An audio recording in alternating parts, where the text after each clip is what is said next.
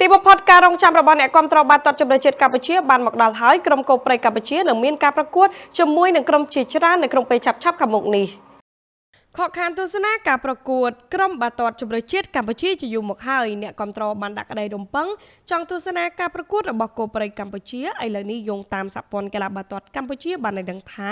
ការប្រកួតមិត្តភាពអន្តរជាតិរបស់ក្រុមជម្រើសជាតិកម្ពុជានឹងមកដល់នៅក្នុងពេលឆាប់ៗខាងមុខនេះក្រុមជម្រើសជាតិយើងនឹងត្រូវប្រកួតជាមួយនឹងក្រុមជម្រើសជាតិប៊ូតាននៅថ្ងៃទី4ខែមិថុនាឆ្នាំ2026នេះបន្ទាប់មកទៀតនឹងត្រូវប្រកួតជាមួយនឹងក្រុមជម្រើសជាតិចិនហុងកុងនៅថ្ងៃទី9ខែមិថុនាឆ្នាំ2026នៅពហុកីឡដ្ឋានជាតិអូឡ িম্প ិកហើយបន្ទាប់មកពីការប្រកួតមិត្តភាពនេះហើយក្រុមជម្រើសជាតិកម្ពុជានឹងធ្វើដំណើរទៅបោះជំរំនៅប្រទេសជប៉ុនពីថ្ងៃទី14ដល់ថ្ងៃទី21ខែកក្កដាឆ្នាំ